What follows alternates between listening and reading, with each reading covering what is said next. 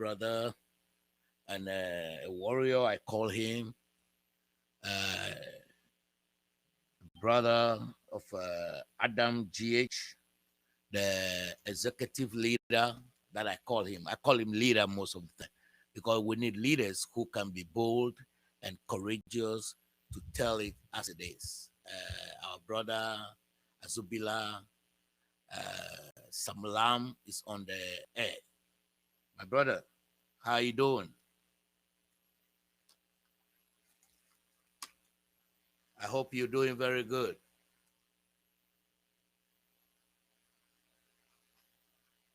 I know this is very impromptu. I know this is very impromptu, but I just want to hear your voice, and I want to know how you're thinking about the how do you call it, the judgment from Supreme Court, and also the election to pass through all these President Akufo-Addo nominees. We all had the vetting, the abysmal performance, the corruptness, a lot of money that cannot be accounted for, a lot of things that they don't even know what was going on in their own sector. I want to give you the opportunity. We are live on Facebook, YouTube, Twitch, and all the social platforms. This is DZOBIFMRADIO1, and the person you're listening to is Tutupini Manche. And I would like to just give my brother Azubila Salam, the leader of Adam GH, to just tell us, just tell us your mind. Just speak. The time is for you. Just tell us what you want to say.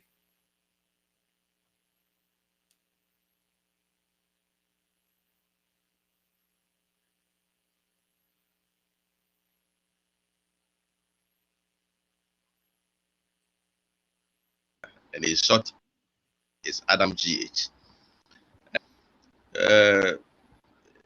It's true, if we look at Ghana, the survival of our democracy is currently at high risk. If I say high, what does that mean? You know, not for nothing that the drafters of our constitution made certain institutions in this country to be independent. Independent in the sense that they are not under political power or political control. Those institutions stand absolute and always make sure they protect the sanctity and the future of Ghana's democracy. They protect the interests of the general public. They protect the image and our cherished democracy that we are building. And these institutions has been in existence for years, and their performance has not been in doubt. The reason why Ghana is seen as a beacon of democracy for all these years. Very unfortunately,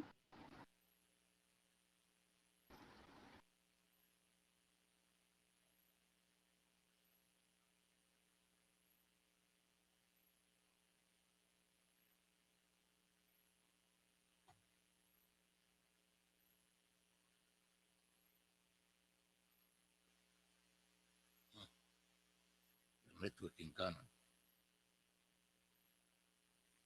Anyway, the network in Ghana is messing up, but our dear brother is just hitting home at the point which we all need to know that our democracy is at the verge of collapsing because our leaders these days are not honest, are not faithful.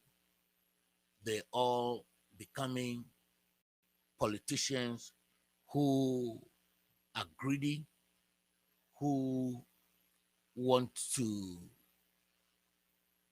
amass wealth, and I think we, the people, have to stand against this. We, the people, have to stand against this. We need to wake up as Ghanaians to fight this menace. If we don't wake up, if we don't rise up to fight these people, then we'll be in trouble. Exactly. And we need we miss few who are very some parts because courageous. the network messed up. So just keep going. We're listening. Okay. So we need people who can resist some of these negative precedents that has been set. The need for Ghanaians to resist such negative precedents is that, if in future there is a new government and that government says, okay, the previous government used or sacked the electoral commissioner and appointed his favorite, who he can use to manipulate or who can be stooge to him, and it works for him. And therefore, this new government, let's also sack the electoral commission that is there currently and appoint, let's say, our party chairman or someone who we know he can also help us execute our agenda. Where lies the democracy that we are building? Or in another words, if there is a new government today and they decide that we also want to appoint, the previous government appointed, let's say, 11 judges, Supreme Court judges. Let's also appoint 25 of them. And if there is any case involving this government and any other person, we will make sure we panel our judges. Where lies the future of our democracy? Or in other ways, another government will come and say the previous government used Ghana Armed Forces and the police administration to shoot and kill people during elections, and it went in their favor. So let's also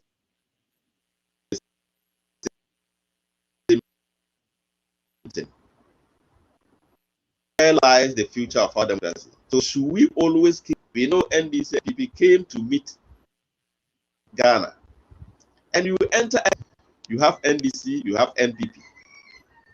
This means that politics in Ghana is not something that should be a do or die affair. If you think you are killing an NPP member today, you will end up killing a brother of DC. If you think you are killing an NDC member today, you end up killing a brother or a sister of NPP.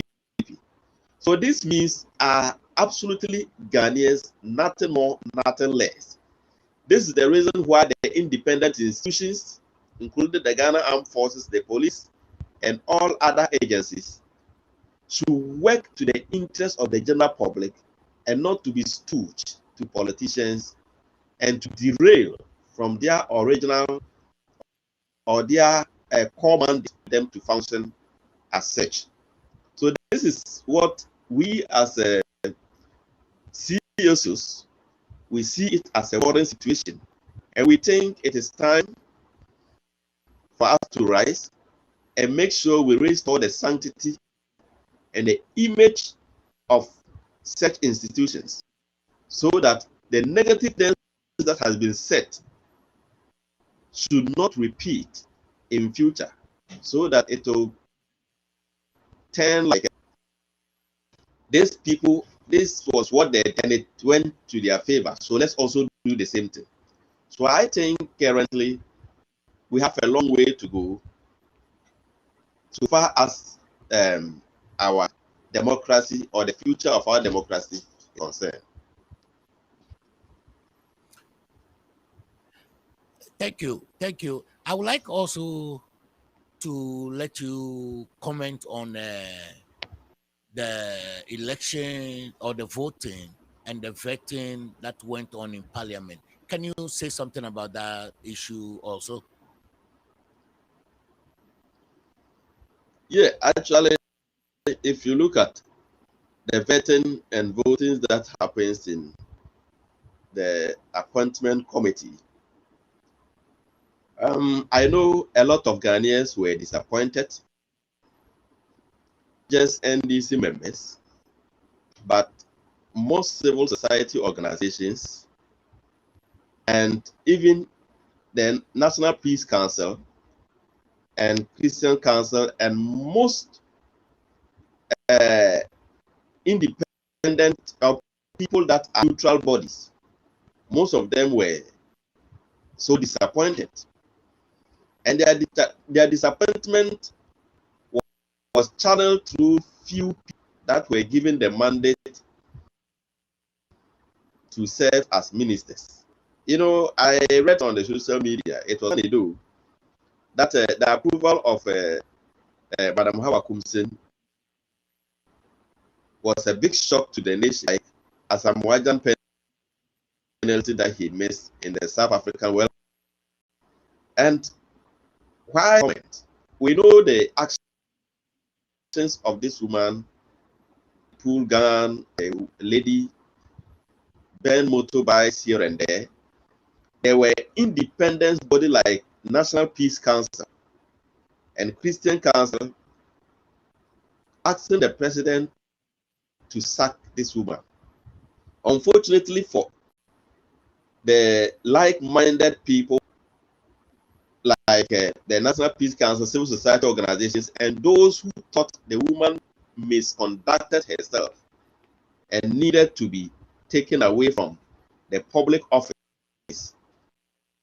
unfortunately were disappointed, and the woman was elevated even from the Ministry of Special to ministry officials, and her performance at the vetting was so disappointing, could not even define a basic definition of fisheries. A ministry that she is going to head was something that Ghanaians were saying, the woman is not just violent, the woman is not just he did not just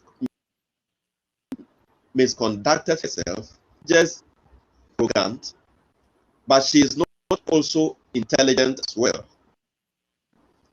Looking at what she was given at the vetting committee. So for the people who raised the issue committee, that is the minority in the vetting committee, that NDC, who received the public support from civil society organizations and this council, who earlier on recommended that the woman should be sacked, and all other like-minded people in Ghana, later on became highly disappointed, the same NDC minority, for giving the woman the highest vote ever, the same in the same vetting. So this the money aspect that played in the parliament, which we think it is very unfortunate. We heard of 5 million Ghana cedis and what of you that was given, and we heard from the National Executive Committee, Democratic Congress, accusing even their MPs for not party interest ahead of them in the vetting process, and so on. These are also exercise appointment that this minority and most of the MPs did the general good of the public, but what they will gain. So all these things contribute to our appointment committee did not serve the interest of Ghanaians, and Ghanaians are highly disappointed. And all, you know, people, when people misbehave, deserve to be punished, and you reward it, set a very precedent that others will continue to also repeat the same thing, because someone did it, was elevated from one day to another. So it's no more a crime, but it's something that people will now be encouraged to do more. Look at Ghana currently, our democracy crossroad, starting from the failure of our independent institutions. Now you enter the parliament house, and if you look at corruption allegations that are engulfing this current addition, especially general case, this is somebody who has been a very credible and most respected auditors general for all years. There is no doubt about his competence, his neutrality, and credibility. Just to be sacked simply because he accused a high ranking of this administration for over $1 million that was not on the right way. And today, this person has been punished to go on leave for almost 165 days. He resumed his leave. He went on leave as a Ghanaian. He resumed back to office as a Togolese. The same people who asked him to go on leave is now saying he was even a Togolese. So the question is, if you allow a Togolese to work in a public sector and head this very important institution for the past 30 or 35 years, and today you're now coming out to tell Ghanaians that he's a Togolese, I think you don't even accusing him. You lack common sense, or people need to question your competence. They should take you serious. And that we heard of his age situation. They said, hey, look, you are not 59, you are 60. We have added you another one. Take and go on retirement. We have retired you. You see, all these things contribute to the fact that we are shielding corrupt officials in this country. We are shielding corrupt officials and promoting them against those who are rather fighting the corruption. We can talk of iojaejjmaeo team. We can talk of Manasseh Azuri. We can talk of Martin Ivo. We can talk of so many institutions and individuals that are fighting the way they suffered the wrath of this current administration, one way or the other. So all these things contribute to the fact that those who are fighting corruption in this country currently are suffering the wrath of this administration than those who are the corrupt themselves. And this is something that we as a very bad precedent that has been against our cherished democracy, engaged in corruption, because they believe they'll be rewarded or praised or promoted when they engage in corrupt practices. And this thing is something that is a negative precedent against the progress country, because now the youth are watching what is happening currently. You can imagine a young guy from the university gets employed today to work in any of such corrupt official who has been rewarded for being corrupt. Definitely, you don't have any reason to tell such a young person not practice corruption, engage anything that is described as corruption, because is a country that those who are corrupt are being rewarded, and the fighters of corruption are being punished. So we are in a serious situation now as a country, so far as the future of our democracy is concerned. Yeah. Thank you, my brother. Thank you very much. We have a lot to talk about. You are in Takoradi right now, working your way to Accra. When you get to Accra, let us know, because we have the whole Saturday, the whole Sunday. We can bring you back and we can go deep into all these issues. Thank you very much for granting us this time. We love you. And we are part of the Adam GH. JOBIFM Radio 1 is part of Adam GH, and we'll keep fighting to rescue Ghana. You are welcome. Corrupt politicians. Adam GH is have a safe journey to Accra. That anchors proper democratic principles. Take care, bro. Bye bye for now. Thank you. Yes. We were just talking to our dear brother Azubila Salam, who is I call him the leader, courageous, bold, affable. He doesn't miss his words. You see, these are the people we need in Ghana to stand up and talk. They cannot be bought. Look, I'm not speaking for him, but MPP try everything to buy him a lot of money. Juicy promises, but he turned them down just because he wants to be patriotic. How many young people like him will not take all those offers and just be quiet? But he's been talking and he's been fighting. He doesn't talk for NDC. He doesn't talk for CPP, WPP, KPP, MPP.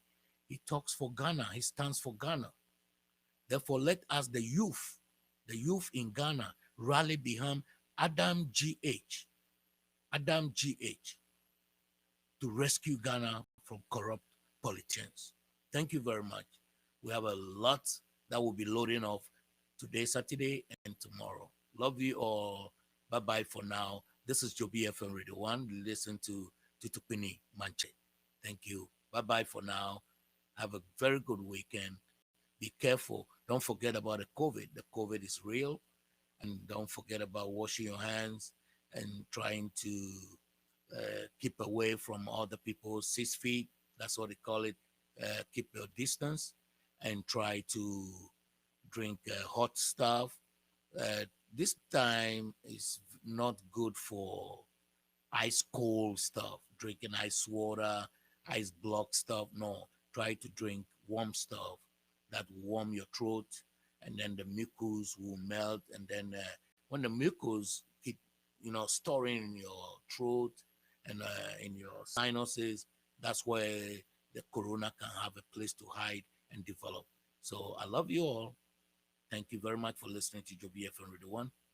And this is Tutupini Manche. I love you. Ghana first.